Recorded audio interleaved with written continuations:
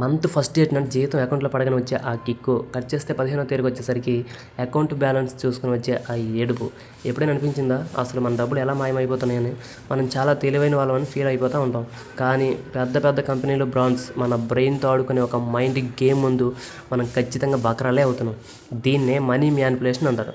ఈరోజు నేను మీకు చెప్పబోయే సైకలాజికల్ ట్రిక్స్ వింటే అర్రే ఇన్ని రోజులు ఎలా మోసపోయామని మీకే కోపం వస్తుంది. జొలా సినిమాలో బని అన్నట్టు లాజిక్లు ఎవరు నమ్మరు, అందరికీ మ్యాజిక్లే కావాలి. కానీ ఈరోజు ఆ మ్యాజిక్ వెనుకున్న లాజిక్ ఏంటో డీకోడ్ చేసేద్దాం. వీడియో స్కిప్ చేయకండి, ఎందుకంటే ఇందులో నేను చెప్పే విషయాలు మీ జేబులో డబ్బులు అయితే సేవ్ చేసేస్తాయి. మీరు ఆన్లైన్లో కానీ షాపింగ్ మాల్స్లో కానీ ఎక్కడైనా ప్రైస్ ట్యాగ్స్ చూసారా? 1000 రూపాయలు ఉంటుంది, 999 ఉంటుంది, 500 ఉంటుంది, 499 ఉంటుంది. ఆ ఒక్క రూపాయి తగ్గించినంత మాత్రాన మనకి ఏమైనా ఆస్తులు కలిసి వస్తాయా? రావు. కానీ మన బ్రెయిన్ ఎలా డిజైన్ చేయబడింది అంటే, మనం ఎడం వైపు నుంచి కుడివైపు చదువుతాం. అంటే 1000 రూపాయలు అనగానే అది 4 డిజిట్ నెంబర్, చాలా ఎక్కువ అనిపిస్తుంది. అదే 999 చూడగానే మన బ్రెయిన్ ఆ ఫస్ట్ నెంబర్ 9ని మాత్రమే రిజిస్టర్ చేసుకుంటుంది.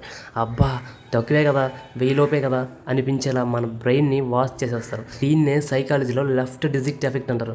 అంటే జస్ట్ ఆ ఒక్క రూపాయి డిఫరెన్స్తో మన చేత అవసరం లేనివి కూడా కొనిపించేస్తారు. ఎంత సైలెంట్గా మన జేబులు కొలగొడుతున్నారో చూసారా?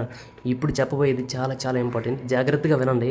ఈ ప్రపంచంలో ఎవరైనా ఈజీగా మోసం చేయాలి అంటే వాళ్ళకి ఆశైనా చూపించాలి, లేదా భయమైనా కల్పించాలి.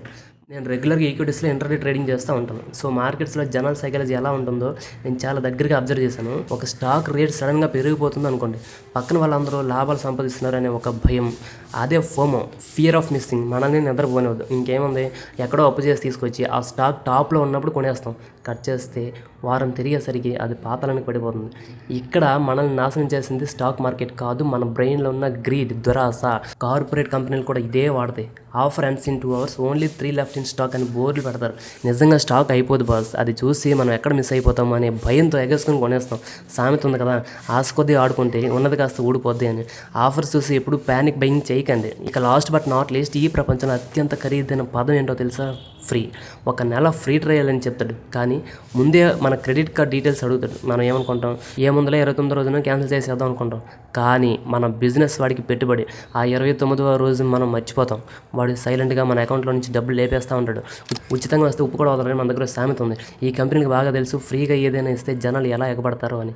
బిజినెస్ మెన్ మూవీలో మహేష్ బాబు గారి డైలాగ్ ఉంది కదా, ఇక్కడ ఎవరికి ఫ్రీగా ఏమీ ఇవ్వరు. గుర్తుపెట్టుకోండి, ఒక వస్తువు మీకు ఫ్రీగా వస్తుంది అంటే అక్కడ అమ్ముడిపోతున్న వస్తువు మీరే, వాళ్ళు మీ డాటాని, మీ టెన్షన్ అమ్ముకుంటారు. సో అదండి మ్యాటర్. డబ్బు సంపాదించడం ఎంత కష్టమో, దాన్ని ఎలాంటి మ్యానిపులేషన్స్లో పడకుండా కాపాడుకోవడం కూడా అంతే కష్టం.